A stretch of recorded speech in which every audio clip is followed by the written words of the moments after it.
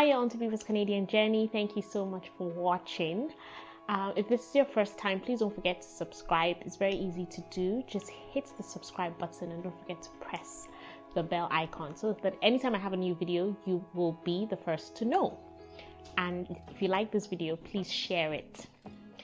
If, like me, you're always, on the internet looking out for news to anything that relates to, moving to Canada, immigrating to Canada, then you will notice that there has been a lot of changes in terms of immigrating to Canada. So if you're in your home country, you want to immigrate, there has been a lot of changes. Some of these changes have, should I say, not so favorable for people who are looking to move.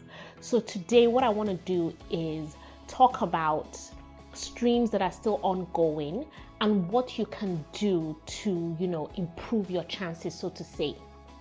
Okay, so let's talk about that. Let's get started.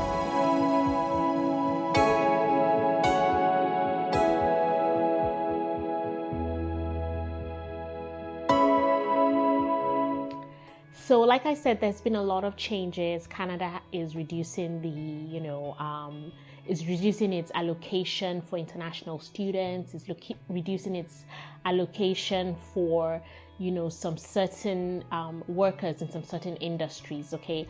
And one of the questions I get asked a lot is, Biba, what are my chances? What can I do? I've been in the express entry pool. What is going on? I've been waiting for 6 months, for over a year. Someone buzzed me and said she's always renewing her express entry profile because it expires, and she hasn't gotten called up to apply. So what can she do?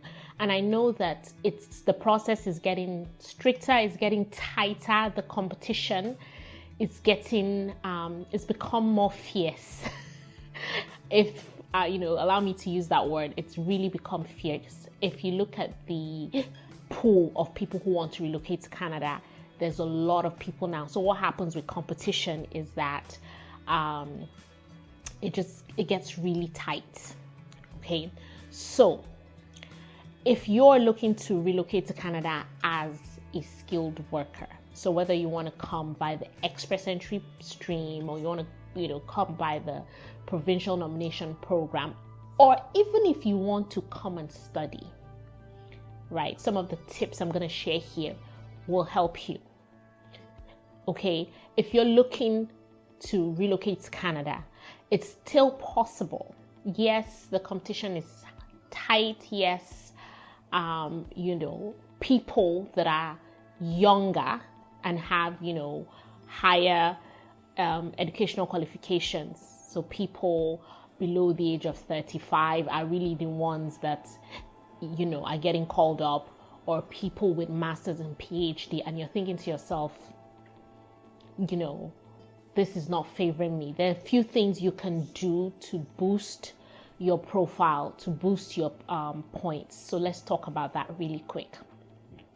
Number one, so whether you want to come by the express entry profile or you want to come by a province, by the provincial nomination, one of the things you can do to boost your profile is, if you have a spouse or common law partner, if you're married, is to come with your spouse, to include your spouse on your profile. This is extremely important. If you include your spouse on your profile, there's about 40 additional points you can get. You can get 10 points for your spouse's educational qualifications. So say, for instance, you have a bachelor's and your spouse has a bachelor's or first degree or even a master's, your spouse, adding your spouse to your profile can boost your profile. Okay, getting your spouse to take the language proficiency exam can boost your profile. There's about 20 points to grab, for grabs as well. So I sometimes speak to people who are married, who have partners, and they're like, oh, my partner doesn't want to come, which is okay. But one of the ways that you can, boost your profile is to include your spouse on your profile. Very, very important. Okay. Another way you can boost your profile is by increasing your score on the language proficiency test. So either the French test or the English test. This is very, very important. There's a lot of points to be made with the language. It's one of the make or break deals for a lot of people. And for us, it was. When we were coming 5 years ago, I was the main applicant. And I've shared this so many times. I took the IELTS exams 3 times because there was particular, points that we were aiming for. Being the main applicant, obviously, I had to get really good points. If I was real funny is that my husband, who was, the supporting applicant, did better in the exams. Didn't study and he did better in the exams. Okay, so he got us the full, points that a spouse can get. But the points we were, looking for, we had to get. So I had to take the exam again and again. And I know that it is expensive, don't get me wrong. But the difference between a band 7, CLB 7, or a CLB 8, CLB 9 can just be what will make the difference for you. So right now I tell people, back in the day, 4 or 5 years ago, people could get like a band 7 and they'll be fine.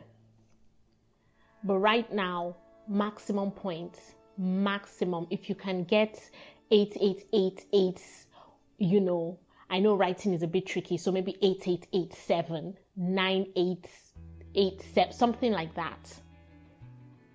Okay, now people are going to say, I just knew she was going to say this one. Also, if you can take a second language.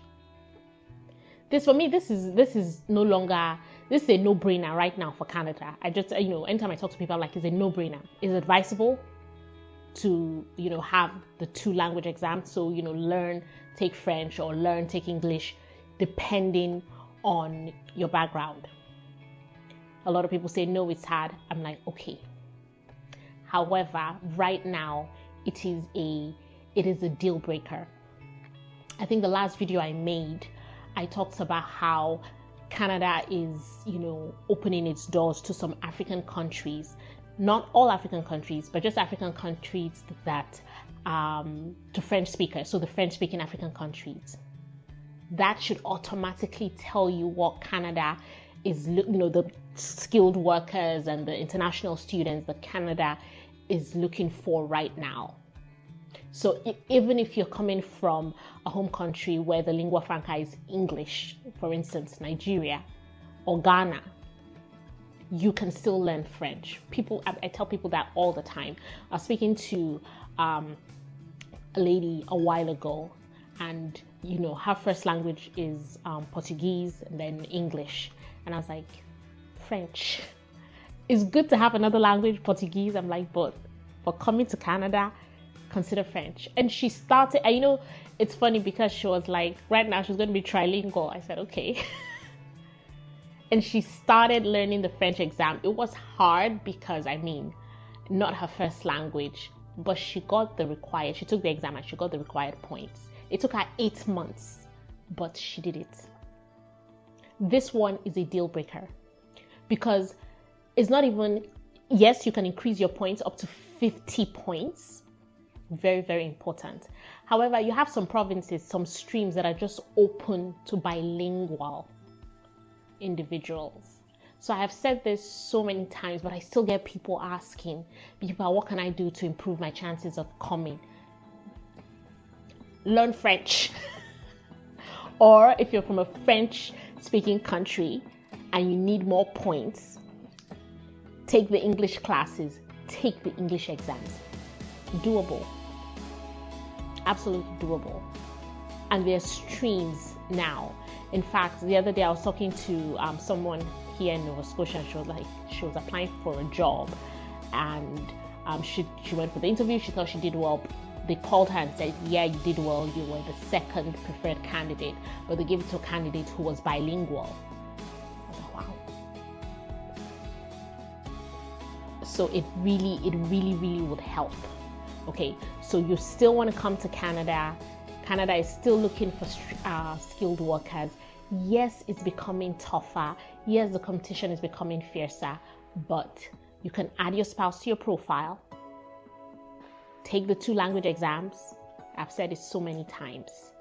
Okay, and this will take you 8 months. In fact, I was telling somebody, learning the language exam and taking the exam is cheaper than going for a second degree, because somebody was like, oh, let me go for a master's, and nothing wrong with going for a master's, but if you're looking for a faster, because a master's now we're talking 12 months, 18 months, but this is cheaper, and depending on the commitment you put through, it is faster with loads and loads of streams available. Okay, so if you're new to all things relocating to Canada and you have questions, put your questions in the comment section, or you can follow me on Instagram and Facebook at Biba's Canadian Journey and send your questions. Until next time, keep watching Biba's Canadian Journey. Thank you.